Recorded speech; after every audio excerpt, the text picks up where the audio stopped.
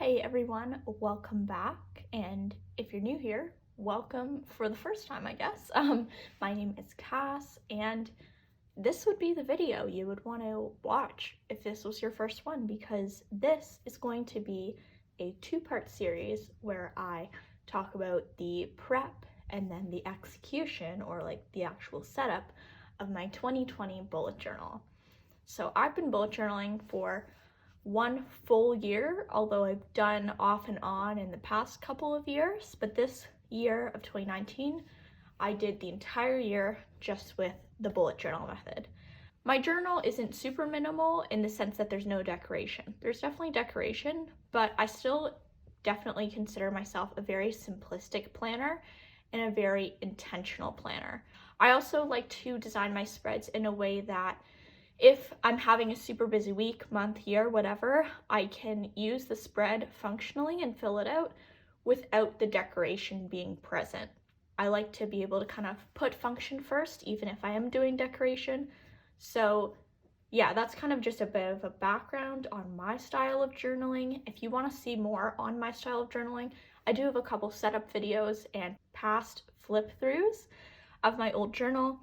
This contains my current journal. I will not be flipping through this. I will instead be taking you through just the planning process. So the first thing I like to do when I'm planning a new year of bullet journal setups is I like to go through the journal I have for that current year, so 2019, and I like to kind of do an overall yearly review of the journal.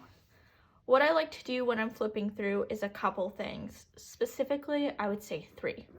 The first one you can't really see on the page, but I tend to go through every month and write down how many pages I used for each month.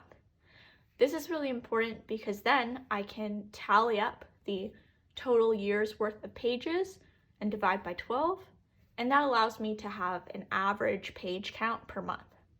This was really important for me when deciding what new journal I wanted to get, because I was able to figure out how many pages I needed per year, and then I was able to figure out if I could purchase a journal that could offer me the same amount of pages I needed, so I could just stay in one journal for the whole year. Because if I don't have to migrate halfway through the year, I'd really prefer not to. So I tend to use about 320 pages every year on average. Currently, the journal I'm in, the stalogy, contains 368 pages. So because I have quite a few extra pages to spare in this journal, and it definitely has enough pages to accommodate me for a year, I will be moving into the same type of journal I'm currently in now. I also have a review video on the stalogy notebook if you're interested, so I highly recommend you watch that if you're thinking of either getting a stalogy or you just want to find more about the notebook itself. So after I figure out the kind of notebook I want depending on the amount of pages I may use, I then like to look through all of the spreads that I did in my journal. And I like to kind of do an overview of which ones I think I want to keep, which ones I think I want to leave or remove, and which ones I want to add into my next setup.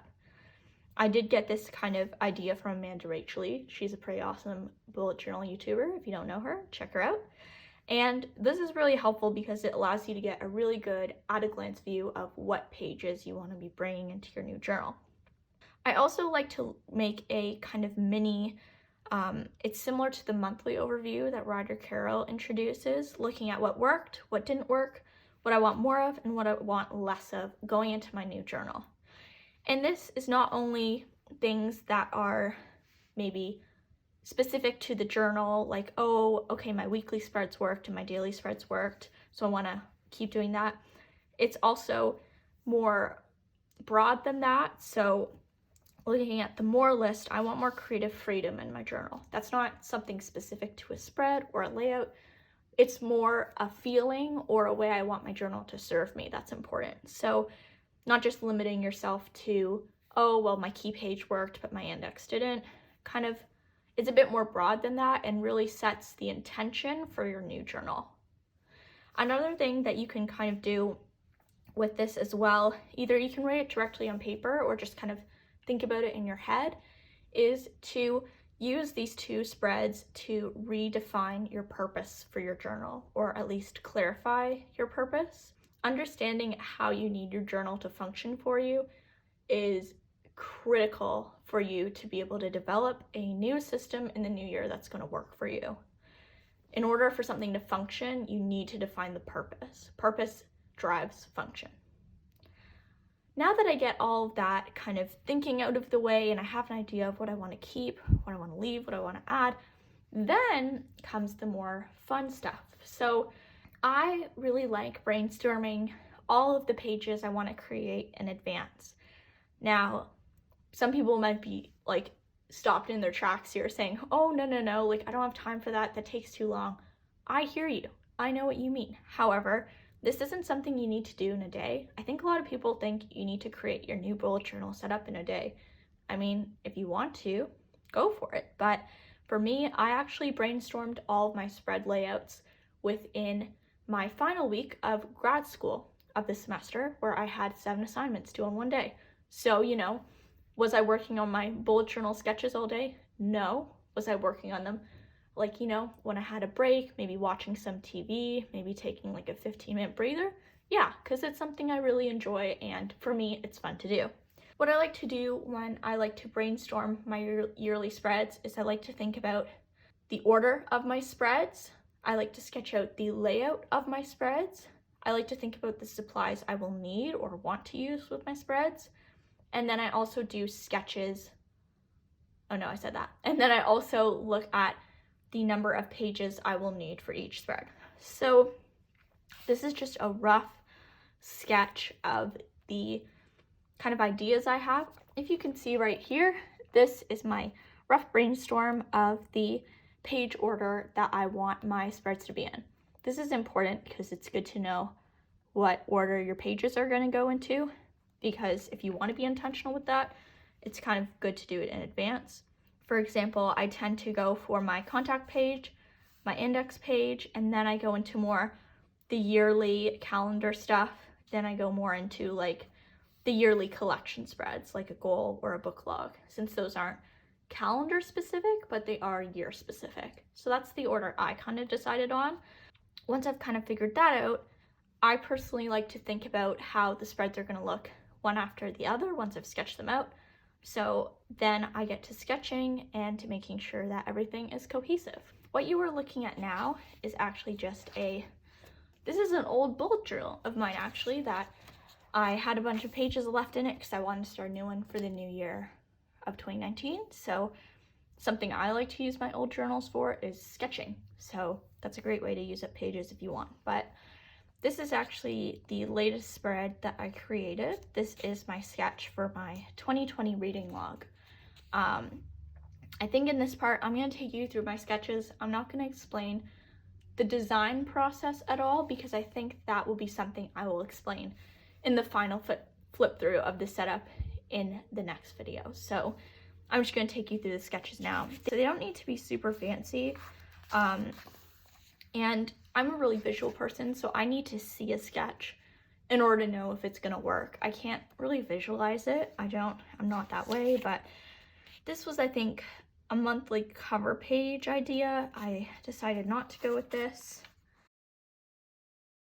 This is me trying to understand how the Alistair method for future logging works, because I was thinking of using this type of future log in the future of 2020. So yeah, this is me making a very rough sketch of the future log. I decide to kind of go different than this layout. This is again me trying to figure out how I want to lay out. Do I want to do a Dutch door? I decide against the Dutch door because I don't like to whip out scissors unless I have to. Again, these are just sketches. I decided not to do this. I didn't like that lettering, wasn't into that either. More stuff. And then, yes. And then I usually flag down a spread that I decide to finally use, but this is kind of the idea I'm going for my future log. So I figured that out, which I really liked. I tried to keep a pretty consistent theme with all my sketches, just because I thought that would work the best. this is going to be my 2020 year at a glance. I don't like drawing calendars, so I was not going to draw out a full calendar for this practice spread. I will be saving that for the final one. This is a sketch of my goals and intentions. The only spread I won't show you is my design for my name page, because that has my actual contact info on it. So yeah, no. This is my memory spread that I sketched out. This was actually the original sketch for the one that was inked in later. This is an interesting one. This is, as well as figuring out my yearly pages, I like to kind of have an idea of maybe a beginning initial structure of my monthly pages, just to kind of figure out what worked for me and kind of have a plan for that. Sometimes my monthly pages change throughout the year. That's what I like about the bullet journal method, because you make a monthly spread at the beginning of each month. There's room to switch things around if you want to. So this is me trying to figure out the order I want to put my monthly spreads in. So yeah, very just like sketchy stuff, nothing wild. Often I find when I do spreads, I want them even more simple than I've designed them. This is going to be my cover page, which I'm excited for. This was me figuring out my index. This took a very long time. I just was not happy with any of it, and then finally I settled on it with this really simple spread. Also, to think about when you're designing spreads, if you are going for that, think about the amount of text that's going to be filling in the spread. So for example, because that probably made no sense, my index gets filled up with a bunch of things. I find also, just a side note, I tend to really use the index because I have a lot of notes pages that I need to reference later. I've found with bullet journalers, if they don't have a lot of notes pages they need to reference later, and it's mostly weekly spreads, that's where the index isn't as helpful. So with that in mind, maybe that's something you can think about for your own bullet journal. But for me, index is critical. Love my index. But back to what I was saying, my index has a lot of writing that ends up going into it because I'm writing down a year's worth of indexes. So because of that, I tend to go lighter on decoration for spreads that have a lot of writing, since the writing is going to take up a lot of visual busyness. It's already going to be a pretty crowded page, so adding a ton of decoration on top of that for me would just be overwhelming. So that's why that's all I'm doing for the spread. But once it fills up, then it's going to be a lot more balanced. So that's kind of a bit of an over the top way to think about it, but it is a way to think about spreads if you are designing them. And yeah, that is part 1 of this series. This is my plan for my 2020 bullet journal. I have my 2020 bullet journal right here. It's still in the package.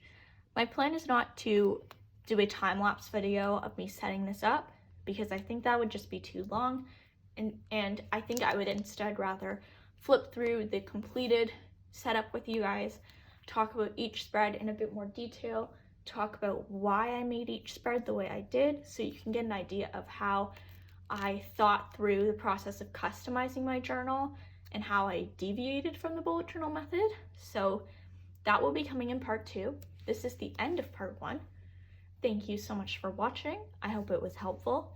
If you have any questions about anything I said, or about bullet journaling, or you want to tell me about your system for 2020, I would love to hear about those. So let me know in the comments below, and I will see you next time for part 2.